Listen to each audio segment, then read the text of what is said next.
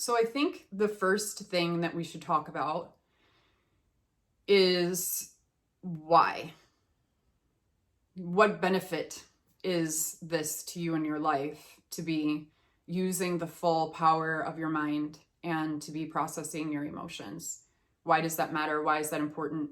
What could it potentially give to you or mean to you in your life? The first thing is that every single one of us in this world is a creator. We're creating our experience all the time through our interpretation of our life events, through our unconscious beliefs, and how those things can set out an energy that essentially draws in external situations, people, etc., that validate our beliefs and our mindset. So an angry person will always find and experience reasons to be angry. A sad person will always find and experience reasons to be sad.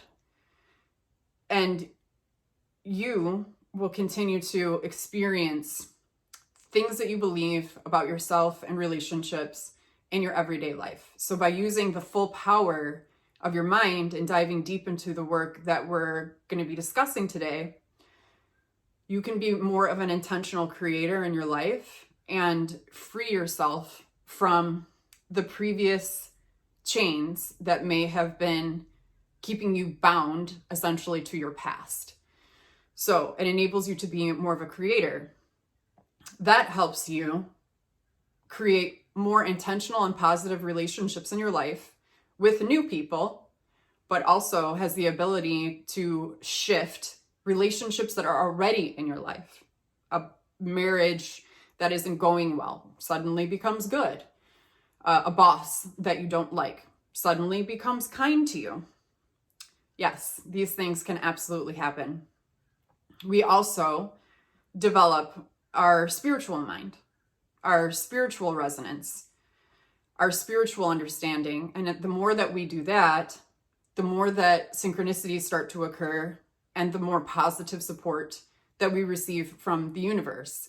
So when you set out to do something and maybe you're not good at all of the components that it requires to make that thing come to full fruition, you will attract people who can help you, situations and opportunities that will help you to bring that forth.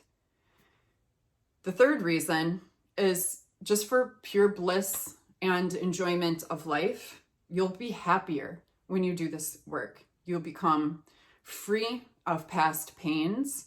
And I would like to say that sometimes these things can occur spontaneously, but for the most part, it takes a little bit of time. Some things take more time than others. Sure, realizations can happen instantaneously, but I don't want to make big promises like this is super easy stuff. It takes consistency and faith and discipline, but you will experience immediate benefits or benefits pretty quickly when you start to implement the things that I teach and some of the things you're going to be learning about today.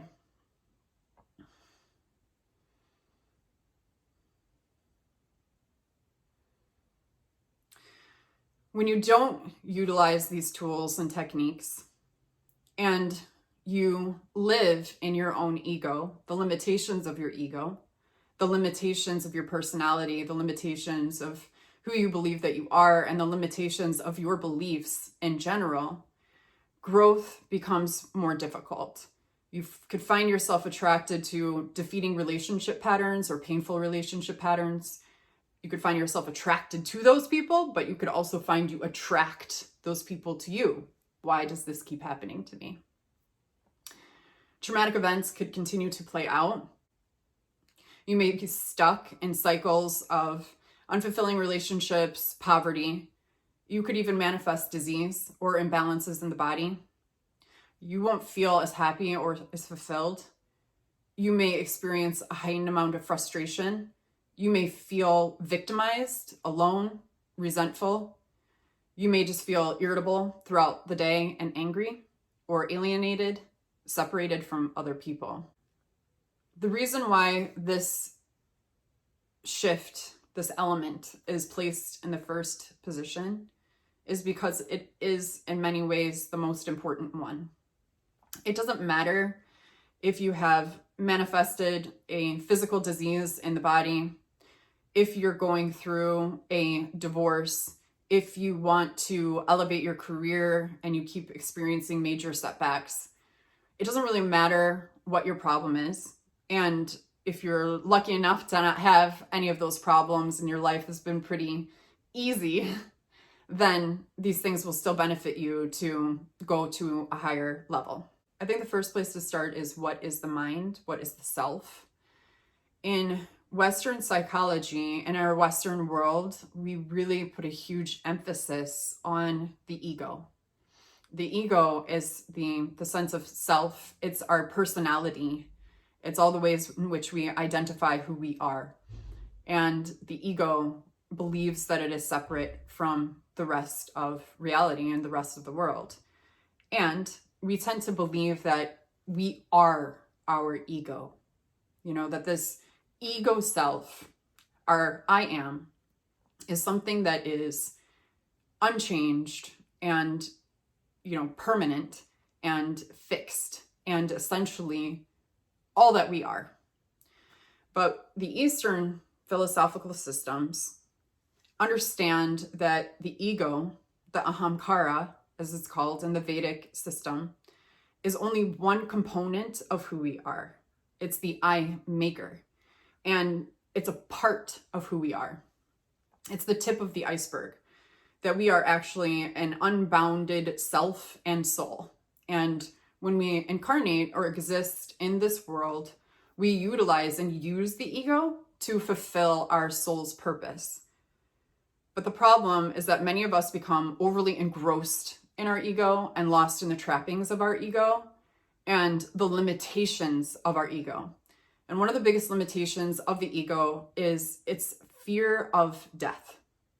And death is change. So the ego will at every turn resist change. And so when you're trying to change, you will come up against the obstacle of the ego. So doing this work will also help you to implement change, whatever kind of change you want. If you want more money, if you want to move up your career, if you want an improved love relationship, whatever it is that you want requires a changing of the self, because essentially we are, as creators, creating our own reality, projecting our unconscious, subconscious beliefs onto the blank canvas of life. And if you're overly engrossed with the ego, you really become trapped in the limitations of that. So doing this work gives you a tool to get around that so that you can effectively mold and change the ego. Western psychology, all of the therapeutic processes in general are intended to heal wounds within the ego. And it's sometimes that work is absolutely necessary. We do need to have a healthy ego. An unhealthy ego will bring all sorts of problems if it's arrogance or if it's self-hatred, if it's guilt and shame and these emotional experiences on the lower emotional scale come with great limitations. So you do need to have a healthy ego, in which case those therapeutic processes are important and often necessary and complement this work very much so. But I just wanted to introduce and open you up to this idea that the ego is changeable. The ego resists change, and that you are more than your ego, that you are a spiritual self having a human experience, and that your ego is a tool. So now what I want to do is I want to give you 4 practices to do. And I'd genuinely love if you shared with me what your thoughts are about these practices, because that's going to help me to sort of create what I'm ultimately intending to create with this masterclass. The first practice is, what meaning are you giving your life right now? The events in your life, the experiences in your life, what meaning are you giving them? How are you interpreting them? A lot of us interpret the experiences in our life as though they are holding us back somehow, or they're a negative byproduct, or that we're somehow victimized by it, or limited or restrained by it, that we are oppressed somehow by our current life circumstance. What's the story of your current life circumstance? And how do you feel about that story? Is the story, if I met you and we sat down and I said, what's going on in your life? Tell me what's going on in your life. And you felt vulnerable enough, safe enough to share with me what was going on in your life. What is the story that you would give? How would you describe the primary people in your life, the circumstance and the situation? And also, how is it making you feel? How do you feel about your story? Because we can interpret our life events differently. We can interpret whatever is happening in our life from a vantage point of it being exactly what we need to get us to where we want to go. And that's opening up the spiritual mind.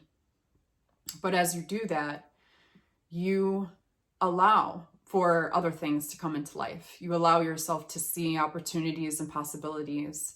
When you don't believe those possibilities and potentials are there, your viewpoint becomes very constricted and narrow-minded. When you feel more positive, you open yourself up to more possibilities and potentials. You see more. Creativity expands. Negativity contracts. This isn't about being toxically positive or emotionally suppressing. And when we get to the next element, so the next shift, the next step in this, we're going to talk about emotional healings. There's no bad feelings. There's no wrong feelings.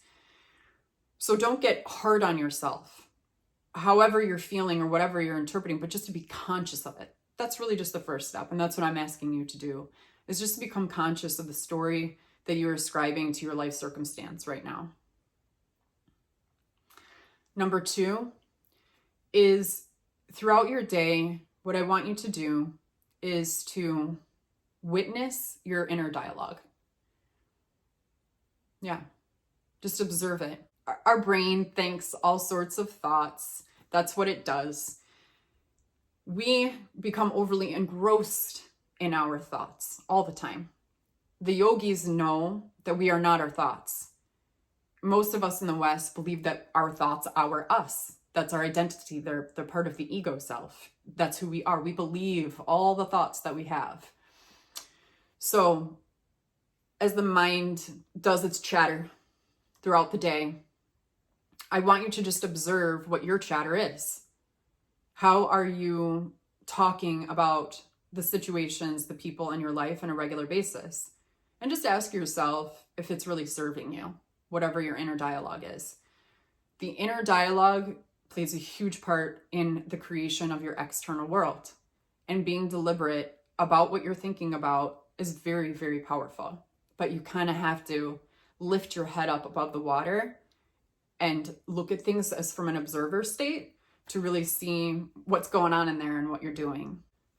The third practice is your imagination. So our imagination is very powerful. We're constantly imagining our future into existence. Yeah. And most of us imagine the worst outcomes possible. And we'll get into this in the second step too, because there's actually an addictive quality to pain and lack and limitation and the drama of suffering. This is what the mainstream news sources capitalize in and our human tendency. And so resolving that attraction to the pain body and allowing ourselves to feel good takes a little bit of intention at the beginning. But I want you just to imagine, or I'm sorry, for now I just want you to pay attention to what you're imagining. You know, when you think about your primary relationships, or maybe you have conversations in your head with people, or maybe you think about what you're going to say at work, or what you're going to do at work, or what you're going to do with a family member or your neighbor or at this event or whatever. We're constantly imagining what's going to happen, what's going on. And so if you're more leaning into a negative stress mindset, you could be always imagining the worst outcomes. So pay attention to what you're imagining. The fourth practice that I want you to do is to pay attention to how you talk. Your speech, how you speak about yourself and how you're speaking about the other people in your life. Because we are all creators and we're constantly creating our reality and our experience, one of the ways that we do it is through our words and through the power of our speech. How you talk about the people in your life, the people that you love, the people that you care about, your current circumstances and situations. And so if you speak all the time from a place of negativity or lack, you're giving that energy and creating that. I had a very powerful experience with the power of speech. Well, I've had powerful experiences with all of these things, but one of the most powerful experiences that I had is I own an Ayurvedic center, which has basically been closed since COVID. We've been functioning in much lower occupancy there. And early on, I did not know what I was doing as a business person. I'm still learning. I was a yogi and, just studying philosophy, and then, opened up a business. So it was hard. And when I had a dream, actually what happened is I had a dream that I was pulling a piece of fruit that was attached to a vine out of my tongue. And when I woke up in the morning, I knew I had to look that up. Fruit tongue, pulling fruit out of my tongue. And this verse came from the Bible. And the verse is about how we speak life or speak death. This is about the power of our words, that we create our reality through our words. And so I just started to do an inventory and think about the ways that I was talking about my business on a regular basis. And it wasn't positive. It was frustration and it was bondage, essentially. And so what I started to do when I was inside of Hamza, I put my hands on Hamza's wall and I'd say, I love you.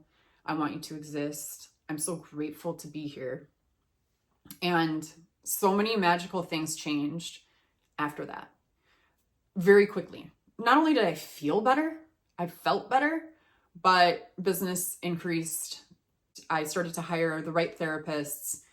Things were just much easier. So since that moment, I think about that verse a lot and I pay attention. Even when I'm struggling with somebody and I'm having a conflict, which conflicts can be points of growth, I think about how I'm speaking about that person, because I don't ever want to hold somebody hostage through my words. I want to enable the potential for freedom or change. And if we're always speaking from this negative place, we can create a lot of bondage for ourselves and for the people in our life. So those are the 4 practices. 1, how are you making meaning out of your current life circumstances? And is that meaning empowering you? 2, pay attention to your inner dialogue throughout the day. 3, what are you imagining? And 4, how are you speaking? And I'd love to hear what you think about these tools and these practices. Reply to this email or reply underneath the YouTube video, wherever this is posted, and share it with me. It's very helpful. The next video is going to be on emotional processing and emotional healing. So we've talked more about the mind today. I've given you some tools and practices. The next thing we're going to do is we're going to talk about emotions and healing. So healing trauma or healing the attraction to painful relationship patterns or healing stress. It's very much connected, mind and emotions. And then the third element, we're going to talk about digestion and detoxification. So just want you to know that that's coming up. The way to cultivate resilience through immunity is through digestion. When digestion is weak, it sometimes requires cleansing and detoxification. So we're going to jump into that. And the last one we're going to talk about is individual purpose, the feeling of being purpose and realizing your purpose and what that exactly means. Thank you so much for your time and your consideration today. I hope that this information aids you on your path. Please like and subscribe to my channel if you haven't yet. Reply to the email. Let me know what you think and how you feel about this. If you like it, if it's helpful to you, if you have questions about it, if you want to share your experience, introduce yourself. I've got several thousands of people on my email list, and I see that you're opening them, but I don't know who you are. I'd like to connect more with my community and learn how I'm serving you, why you're following me, how I can help you. Thank you so much, and I hope that you have a wonderful weekend and that this information helped you.